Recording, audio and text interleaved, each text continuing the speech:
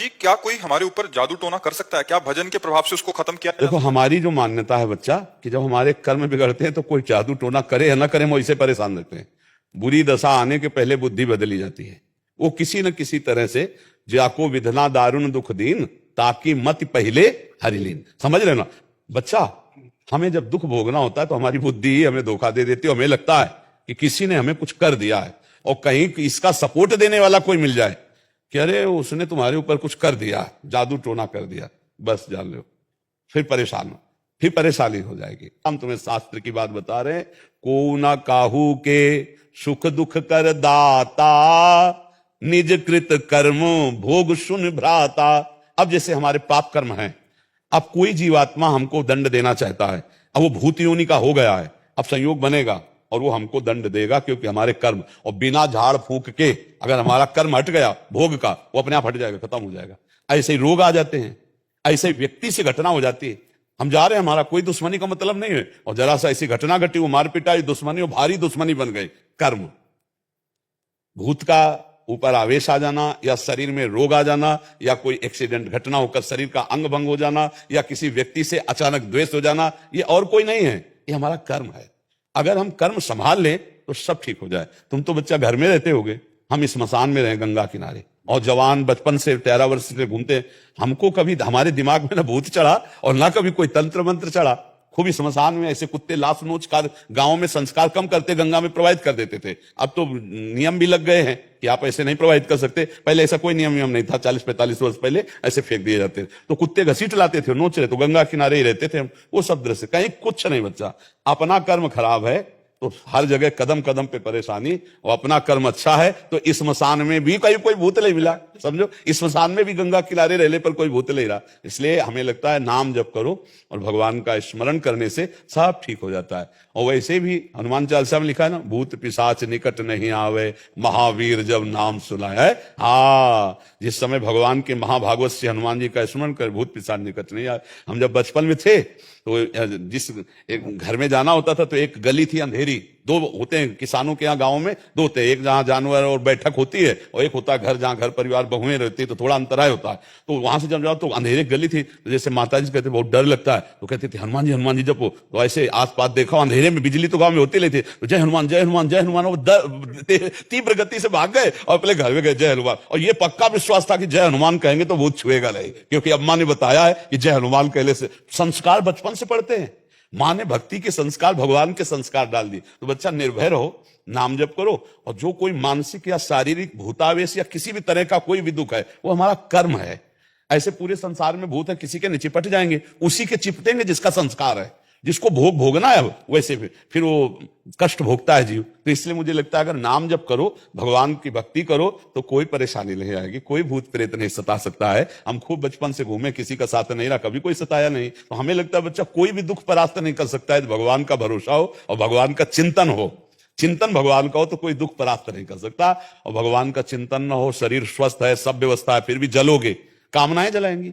आपका गलत चिंतन आपको जलाएगा, पड़ोसी जला देगा, कोई द्वेष वो आपके चिंतन में आके आपको क्लेश देता रहे, और भारी कष्ट है। और भगवान आनंद सिंधु का चिंतन है, तो देखो आप लोग भी सुनने आते हो, क्या आनंद की बात सुनने आते हो, आनंद का क्या महिमा ये देखने आते हो। साधु महात्माओं को क्यों देखते हैं? ये भगवान के भक्त है, आनंद सिंधु के भक्त है, देखते हैं भक्ति का क्या स्वरूप है। एक अलौकिक शांति मिलती। देखो आप लोग यहां बैठे हो, एक अजीब शांति, एक अलौकिक शांति, जो किसी भी तरह से अन्य उपायों से नहीं हो सकती, वो यहां बैठने मात्र से आपको मिलेगी। क्योंकि भगवान का धाम है, भगवान की भक्त जैसे भी है भगवान के ही है ना, तो उसका प्रभाव होता है, जो परिवर्तन होता है ना लोगों के दिमाग का।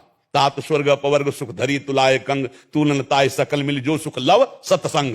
ये भगवान के प्रभाव से होता है, क्योंकि हर समय भगवान के जैसे चिंतन हो रहा है, अब जो बोल रहे हैं तो भगवान की बातें बोल रहे हैं, तो आपके दिमाग में वो जाकर अपना प्रभाव डालती है। और अगर हम भगवान के भजन में ना हो तो चाहे जितनी बातें बोले आपके ऊपर प्रभाव नहीं पड़ेगा।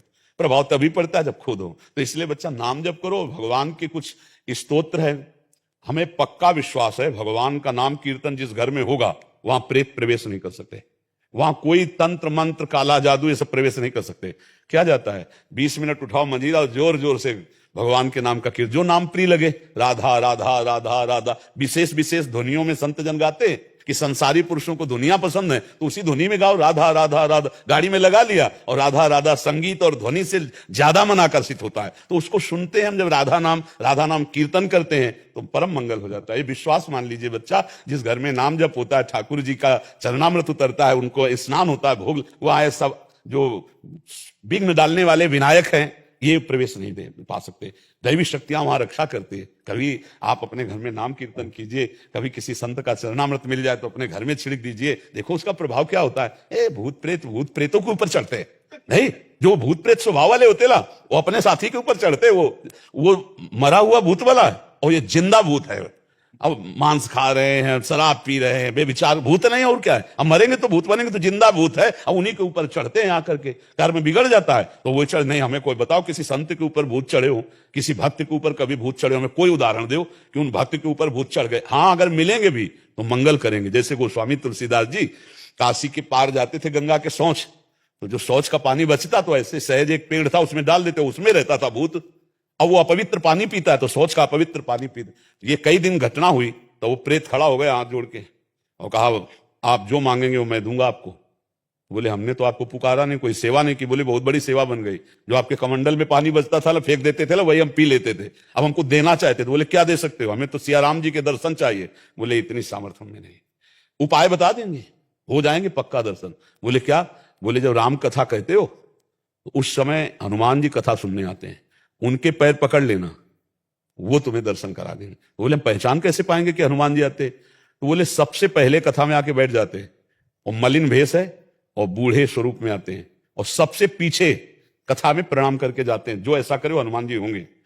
अब तुलसीदास जी जब भगवान की चर्चा शुरू देखा कि शुरू होने के पहले एक वयोवृद्ध विशाल काय आकर चुपचाप बैठ गए से, यत्र यत्र रघुनाथ कीर्तनम तत्र तत्र कृतमस्त कांजलम वाष्पवारि परिपूर्ण लोचनम मारुति नमत राक्षसांतकम। अश्रु प्रवाह करते हुए भगवान की चर्चा सुनते। और जब कथा संपन्न हुई सब चले गए, तब वहां कैसे रज लेके ऐसे लगाया कि भक्त चरण रज है, सोई गोस्वामी जी दौड़ पड़े, सोई भागे हनुमान जी। तो तुलसी घाट से काफी दूर है संकट मोचन हनुमान जी, वही संकट मोचन हनुमान जी। तो काफी दूर में जाके चरणों के, तो हनुमान जी रुक गए। बोले क्या चाहते हो? तो कहा सियाराम जी के दर्शन। तो कहा यहां नहीं, चित्रकूट चलो। तब चित्रकूट हनुमान जी लिवा गए। फिर राजकुमार के रूप में जब राम लक्ष्मण जी के दर्शन हुए, चंदन, तो वो लीला। तो देखो प्रेत ने भगवत साक्षात्कार का विधान बना दिया। प्रेत ने भला मंगल किया, महामंगल कर दिया भगवान के दर्शन का, साक्षात्कार का। तो हमें नामदेव जी को एक बार प्रेत में भगवान विट्ठल के दर्शन हुए महाराष्ट्र में। तो जो भगवान का नाम जब करते हैं, भगवान का कीर्तन करते हैं, भगवान की भक्त, उनको कभी कोई अमंगल नहीं कर सकता। जिते विनायक शुभ अशुभ विघ्न करे नहीं कोई, और विघ्न करे नहीं कोई, डरे कलिकाल कष्ट भय, हरे सकल संताप हर से हरिनाम जपत जय। कलयुग डरता है नाम जपक से। ये जितने राक्षसी स्वभाव के हैं, जितने आसुरी शक्तियां, ये सब डरती हैं भगवान के भजन करने वाले से। इसलिए खूब नाम जप करो। और ये जादू टोना और कोई काला जादू है दुनिया का जो है ना, ये कुछ असर नहीं करेगा। भगवान का भजन करो। अब भगवान का भजन नहीं करोगे तो कोई जादू टोना करे चाहे न करे, वैसे दिमाग खराब है।